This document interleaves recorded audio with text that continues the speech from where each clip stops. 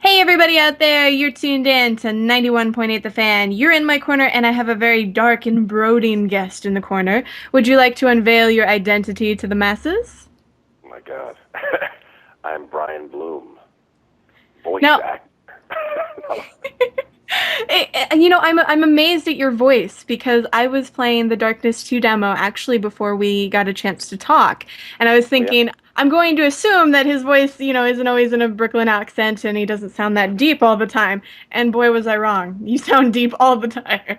Well, I mean, yeah, I guess so. I haven't spoken a lot today out loud, actually, but I was using my voice this morning doing some work, and it's a Friday, and I've used it quite a bit this week, so it's in full gravitas mode at this point. The accent, you have to push that for Jackie Estacado. That's a little different. I am from the East Coast, but Jackie, he spent a lot of time in the orphanage and around other folks with that accent. There's no way he would have lost it. Well, also it's sort of a comic book style game, so I think you have to emphasize the accent a little to get the point across. That seems like it to me. Yeah, no, I think you're right. That's such an interesting one. I'm not a gamer myself, which is an amazingly dangerous proclamation, but also a powerful one because I, at this stage, spoilers are so important, right? And important in terms of their protection, really. And it's not just in games, but in general, a lot of it's security is difficult, and security in quotes, but sometimes on different levels, these things are important to different people. And since I don't play, I never, if you were trying out for a band and you listen to them already, you Yeah, I would can kind of understand change. that. You know what I mean? So I never really weigh in with my own. I bring what another actor might bring to a part, or another voice actor might bring to a part, but there's a piece that I think is healthfully missing, which is that I don't think, what this game needs, or this version of this game needs this time. And that's the case with Jackie. I just approached him like he's a mafia guy, but he also has this, what a cool idea that the mafia isn't just kind of passing on their blood, which is a big part of the mafia, but in that blood is that monster. That's pretty cool. And he is sort of a tormented character, so, he's not just a tough guy all around. He has to deal with the darkness and, losing special people to him and things like that. Absolutely, he has no problem expressing that, and I think in that way, it's even though Jackie is deeply, let's say he's got a lot of problems, okay, um, but at the same time, it's interesting how he's able to express himself to whomever those monologues, out to the collective. He's actually pretty in touch with his feelings. It's kind of surprising for that sort of a person. I think that's easy to recognize. It doesn't really matter, and I don't know how, as gamers, I don't know if that brings, did that bring you in closer, or does that really matter to you? Do you just want to get to those arms and start whacking people, or does that make it more fun? I mean, Well, I don't for want to turn it around on you, but I mean, that's the thing. So to me, it just feels like that's maybe a chance to go in a little deeper and have a little more of an experience. I sure hope so. Well, for me, and I say this a lot when I'm on air with voice actors who have been in video games, I can't relate with people who are mean for no reason. And I played the first game, and also my first name is Jackie, so that totally helped getting me into the scare factor with that. But, I saw as he went through hardships, and so I was able to, get on that character's side and not just be like, oh, he's mean, so I don't want to deal with him. So I like seeing how the characters grow through video games, and that's what makes a good video game to me. I agree with you. I mean, at least that's what makes that. I not that I would add to that, which is that I think that makes a good anything that has story and characterization in some form of structure. That's you know right down to haiku. I mean, why not? That's what you need. Those are important elements. If more writers wrote like that, I think we'd all be in better shape. Definitely. I know that the video games are kind of finally getting into, oh, we need characters that have big backstory and things like that. But, you still get games that are like, it's cooking mama, let's make a meal together. And, Sure, there's and let's no. I do some writing myself, and I think it's not just, up the blanket broad kind of stroke of, we need big backstory. Well, no, I mean, maybe, but you need good backstory that fits, that motivates the characters and moves the game along. And it's not just there for the sake of being there. I think that's probably the difference. And it also depends, I would think, how intense the game is. Like, I can look at the darkness from, a standpoint of, oh, Jackie's suffering, but then you also have all of this torn limbs and things like that. Like, it's intense to look at. It is intense to look at. I also thought it was interesting from a, not to only focus on this, but I thought it was really interesting from a design. Again, I don't know what reviewers or or exactly how the audience has reacted. I have some idea, and I'm glad for the good stuff. But that's interesting to take up that space on the screen in a different way. Again, for me, not being a gamer, I can still recognize visually as a viewer of all kinds of media, right? And when working in the new media for a long time, that there's something different there because they have to, I mean, you played it, the space for that event, for each event in terms of those kills and manipulating those arms and how that's, still a first person kind of a position. I mean, that also seemed kind of different and interesting and something else to manage from a different standpoint. Definitely. I mean, with the first game, I was kind of a chicken, so I used the arms to like sneak up on people and bite them from behind. So Hmm. I felt like the way I And is played that Jackie. categorical of you in real life, or is that just the way you played that game? Well, I'm actually not much of a first person shooter girl. I actually have a tendency to suck horribly. So Hmm. sneaking usually gets me somewhere. And hey, Sure. maybe in real life, maybe that's Right. the better way to approach it. Uh, Yeah. so you've gotten to see parts of the game, and I have you heard any fan reaction or just good things so far? I've heard, all kinds of things, but you have to people's feelings and opinions and all those kinds of things. I'm never here to parse them, no matter what the project or the piece is. The best I can hope is that whatever it is that I worked on and with the people that I, worked on it with or whom asked me to work on it, I hope that they were happy and we did. I know that we all did the best that we could, and I could say that about almost everything that I've worked on. Every once in a while, that's one factor or another makes that, let's say, easier said than done. But in this case, I felt great about what we were doing, and I thought it was, and at least the people I've spoken to. But what are they going to come up and start to rag on?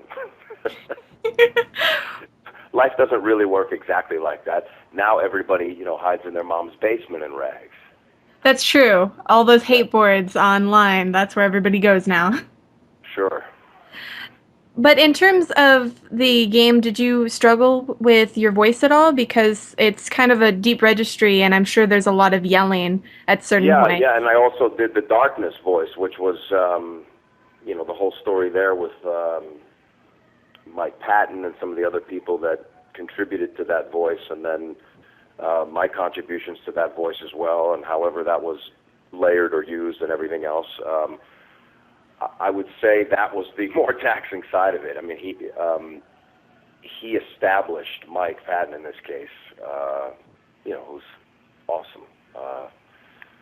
He's got his incredible voice vocally. It doesn't matter what he's doing with that voice, and he established a style for that darkness that I think was great, and everybody liked it too. So for whatever reason, it was being added to or supplemented, and as the story changed, as things went on, and people's schedules changed, and whatever it is. But he did something that is hard to do, and so imitating somebody might be hard because it's not. But imitating him, and I don't mean imitating or mimicking in the sense that it was a copycat game, but in order to keep a theme going. There has to be some sense of that. That's certainly an element or two in there, and that was not easy. That was definitely not easy. There are much harder things to do in life, like tarring roofs in August in Phoenix. But so understanding that, but relative to what one might do with their voice and put some energy into it and put some performance behind it, and a man is not a keyboard or a synthesizer. So it's you can't just keep pressing that button and expecting the same sound to come out eventually. It wears. Well, whether it's The Darkness or another game, have you ever like lost your voice? Oh God, I had an experience. I mean, I think all of us can tell you that. Yeah, lost meaning if you're looking for the no sound coming out, I can actually say yes, Ooh. which is I'm not proud to tell you. I won't say what I was working on, but I was working with somebody who I just had a fantastic time with before and after, thankfully, and I appreciate him allowing me back into his studio on the other side of the glass after that experience. I warmed up my voice. I'm not I don't think I don't in my personal case I don't do that like an opera singer or something like that. But yeah, try to come in there with a voice that's ready to rock and roll, whatever that means. And so with absolutely no warning, I went from speaking like this to them. They were telling me, I don't want to tell you what the game was. And I eventually did do that part in the game, but I just don't want any of those people to remember it. Maybe That's they've okay. forgotten. I really doubt it. Anyway, I started to do the first line, and it was barely, I mean, it was a yell, but it wasn't a scream. And this is after many versions of, this is after several incarnations of Call of Duty or other things that would categorically, really put some muscle, some elbow grease, that you need to do that with your voice. And nothing came out like a nightmare, like something that you would, actually dream, like the guy in The Artist. I mean, just with the breath and nothing. And I thought, I did all the normal stuff, but I mean, I couldn't even get sound for the throat clearing. Nothing. To this day, I don't know exactly what that was. It took about a day to get some, tone out of it again.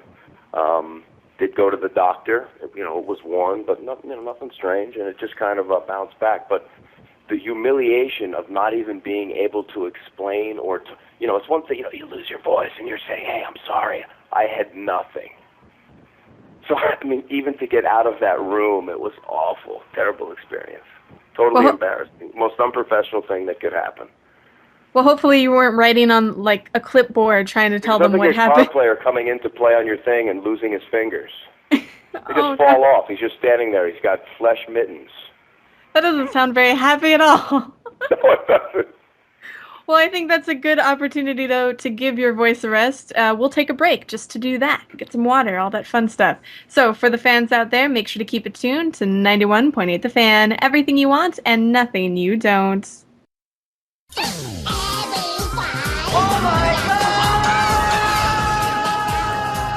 What's wrong? Are they playing every fight again? Well, it doesn't have to be this way. You see, here at 91.8 The Fan, we give our listeners the option to rate each and every song on the site. Simply go to the front page at 918thefan.com and look for the box on the right-hand side of the screen that shows which songs have recently played. There, you can roll your mouse over any of those songs and give them a rating from 1 to 5 stars. Rate the music you hear, and you could soon be hearing more of what you like and less of what you don't like. Now, isn't that swell?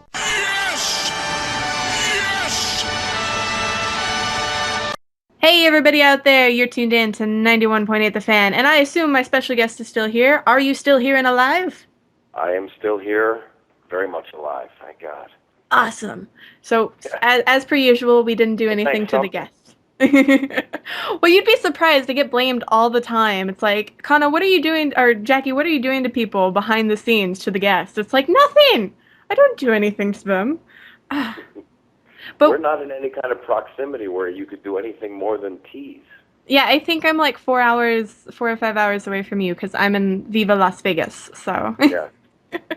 But we were kind of talking a little bit about IMDb behind the scenes and how you haven't actually touched your IMDb or anything like that. That's all either IMDb or the fans. And you said you had a story about that.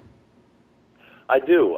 Again, I'm not, I'll try to make it as interesting as I can. Just, because I think it's sort of an allegory for kind of where some of this stuff is at, but or maybe I'm totally wrong, and that's pretentious garbage. But a couple of years ago, I worked on a early incarnation of a game that is very, very important to one of the big companies. It is a franchise, and I've worked on it a few times since then as well. But in one of those, in that early incarnation, there was even less kind of, way less social media and all that kind of stuff. So there were less ways to make quote-unquote mistakes and kind of let the cat out of the bag, if there's such a thing, and there sort of is, I guess. And this stuff was, posted on IMDb. Again, I don't know how it gets there. Maybe someone from the game, maybe someone who worked, I don't know who has passwords. And to this day, I don't really know how it works. And we were talking about how it's a bit of a monolith. It's hard.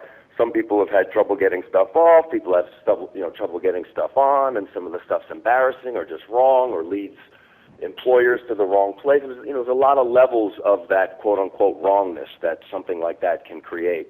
And for better or for worse, it became the kind of central vortex, and self-proclaimed maybe, but not elected.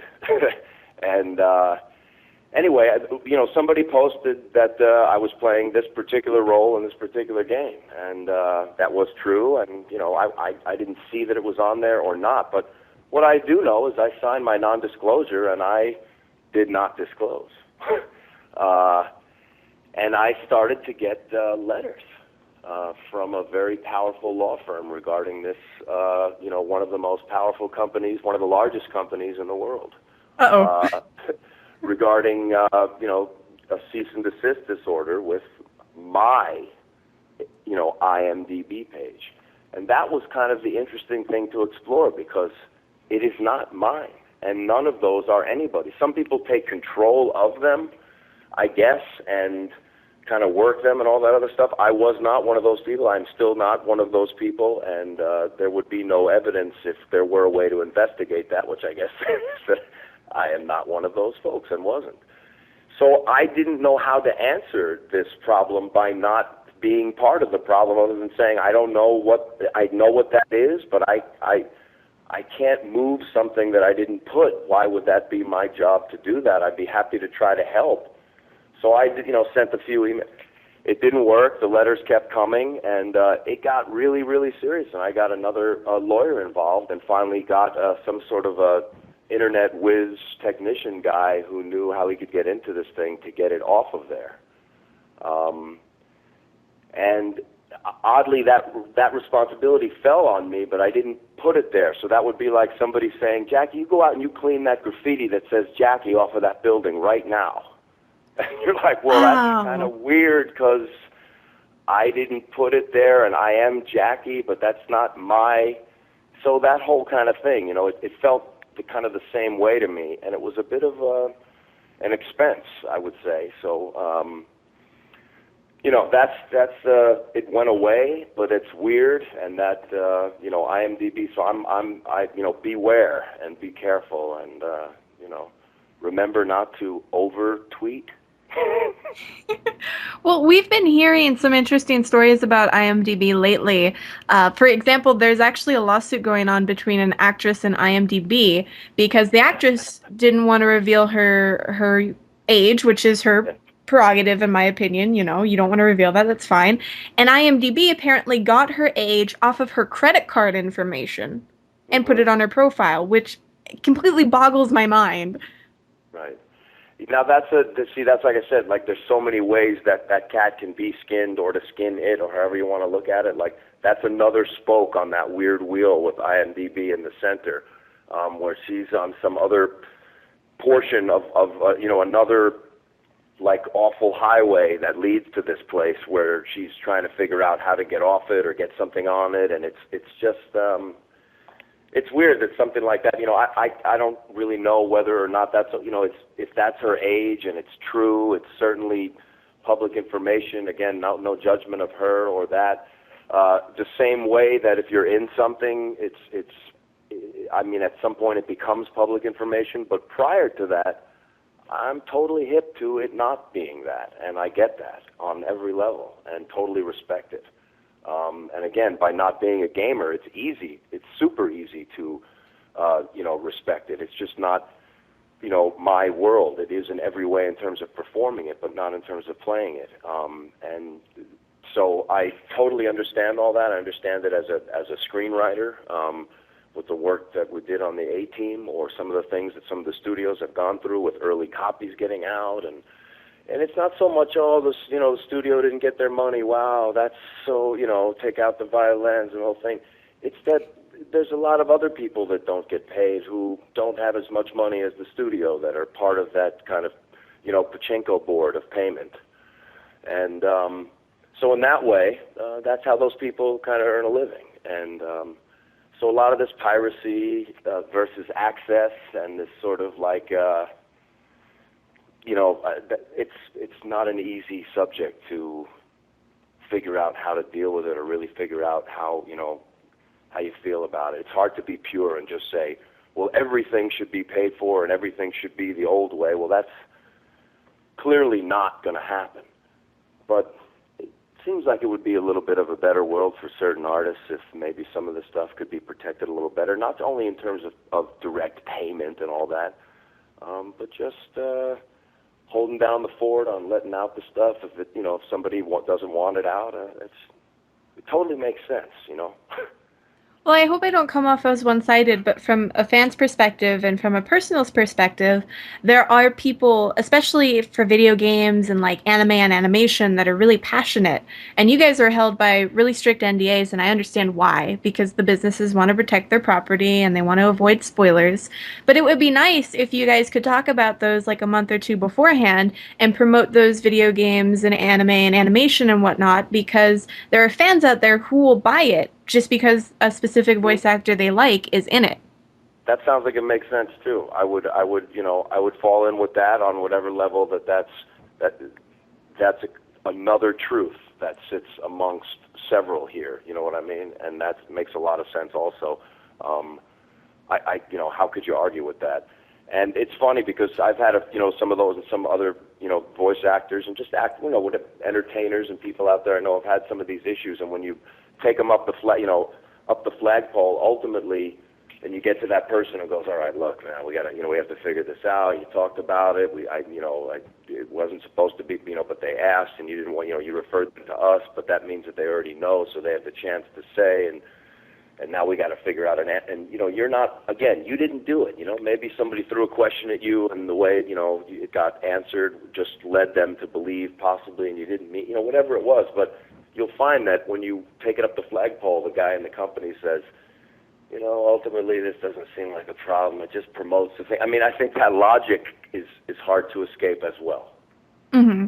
I mean, because I understand the business wants to promote it in the way that they want to. It's just kind of like how my mom, she'll always see a movie with Ashton Kutcher in it. She loves him, even if the movie sucks or it gets bad reviews. So I can see how gamers and fans of animation will do the same thing. And in fact, we've seen it in our live chat. People are like, "Oh, Yuri Lowenthal's in this. Let's go get it," or so on and so forth. So I wish we could come to a meeting on that in terms of the company and the fans, but that's also, probably far in the future. Right, and I think imagine, I think it also has to do with that game of telephone that happens, even though it can always be traced. It's like maybe in the old days you did an interview and that interview went somewhere and that was the only place that it was, and it wasn't quotable, or you couldn't really take it out of context because there was no forum for that. And it's just it's not like that anymore. So it's even hard to protect your work as an interviewer.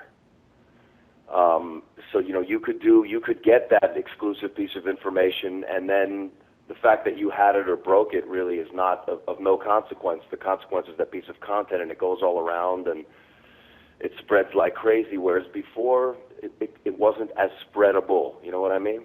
Yes, technology as it advances. Yeah, and so maybe they felt like they could control that Frankenstein. The guy does an interview, it's in the paper, boom, that's that. It's not like anybody can really do a lot with that. They're going to go to the library and Xerox it, or grab the microfiche and start handing out copies of. It was harder to screw it up before. I think we can agree to that too. That's true. Though since we got a little bit off topic, for the fans out there who want to know what else you're doing, are there any projects that you're working on that you can promote, or any projects that you recently finished that you'd like the listeners to know about? Well, sure. I mean, Mass Effect 3 is, floating around. The Old Republic, where I'm the trooper male, which was 3 years in the making, and so many sessions, and such a blast and an honor to be a part of. There's another season of The Avengers, Earth's Mightiest Heroes, Captain America. I play coming up on Disney XD. Let's see. I don't know if it's safe to proceed. Well, we don't want to get you in trouble. We know there are snipers sitting outside a window. That's right. So is there any place where fans can, stay updated on this sort of thing? Yeah, I mean, to the extent that I personally don't, because of a lot of this stuff, I try to be really careful and not. It may be in my future at some point to do a lot more of that stuff, but unfortunately, that ugly monolith is about the main place to find out if you want to know if I'm involved. But I do have some projects. I mean, a ton, but I just don't know what's appropriate to talk about and not to talk about. Well, Did you play Old Republic? I haven't gotten a chance to play Old Republic. There is a staff member who's been playing it a ton, and they've been telling us a lot about it. I just haven't got the chance yet. I am waiting for Mass Effect 3, however. Mm-hmm. Yeah, that should be pretty cool, right? Yes, definitely. Well, if there's anything in the future that you have coming out, you can always let us know, and we'll let the listeners know. Awesome. I'd love to do that. I need more places to talk about some of this stuff, but it's really new to me to kind of promote it, and it's kind of a new beast to be a part of promoting some of these things. And there's a line between promoting the work and promoting yourself, and I'm into promoting the work, and I'm proud to be doing voice work, and it's pretty awesome to come to work. And some of the other people, lots of the other people that you interview are voice heroes of mine. If I wasn't fans of theirs before, because I didn't play the game or watch the show, just seeing some of these people work. We don't often get to work together a lot, but I've been in the room with some of these folks, and it's always a treat. It's pretty amazing. It's like going to school, but it's also like going to a show. Well, that sounds neat. For the Brave fans out there, just so I don't forget this one, because I know people want me to ask. Do you do any events? Do you go to any conventions or anything like that? I never have before, but with some of the titles that I'm working on that I can't mention to you, and some of the ones that I have, I think I might look at some Comic-Con kind of stuff in the future. Well, you'll have to tell us what your impressions of that are, because everyone says it's like a whole new world. Yeah, it or just by seeing the lengths that some of the other folks that I know go to, it seems like it's the Burning Man of this stuff. That's a really good comparison. I'm going to take that if you don't mind. There. Wow, already getting ripped off. I'm a union rider. You be careful with that. I will be very careful. I will Yeah. make sure to just quote, like, what I'll do is I'll just take that snippet and use it as a sound effect on the radio. Whatever you like. So now they know Yeah. that it's you who said it. That's good. I like that. And now, since we're nearing the end of this interview, I was wondering if you'd like to participate in a 91.8 The Fan tradition. Okay. Basically, we ask if you'd be willing to do a radio bump for us. Sure. Awesome. Now, But the is trick... it designed to make me look like a jerk and you look cool, or somewhere in the middle, or is it something that'll come back? Come on, tell me, where's the... The trick of it is that we do the takes live on air. So if you mess up, everybody hears it. Oh, I gotcha. Yes. All So right, let's see what happens. all right, awesome. We basically ask if you could say, hello, my name is, you insert your name. I do this. You can say characters or that you're an actor, whatever you want to put there. And you're tuned into 91.8 The Fan. 91.8 The Fan. Okay. So whenever you're ready. All right. Here we go. Hi, my name is Brian Bloom. I am a voice actor. You might know me from Old Republic, Darkness 2, Mass Effect, The Avengers, and a whole lot more. And you're listening to 98.1, The Fan. Very close, but you mixed up the numbers. 91.8. A lot of people cool. do that. That's so cool. Have you ever seen that thing where they take the triangle and they ask you to say all the stuff and the words are written twice, but you read them once and your mind makes them go away? Yes, I have. That exact illusion, do you know the one I mean? I know exactly what you're talking about. I get fooled by that all the For those who time. don't, I apologize, but this is like that. 91.8 is like that.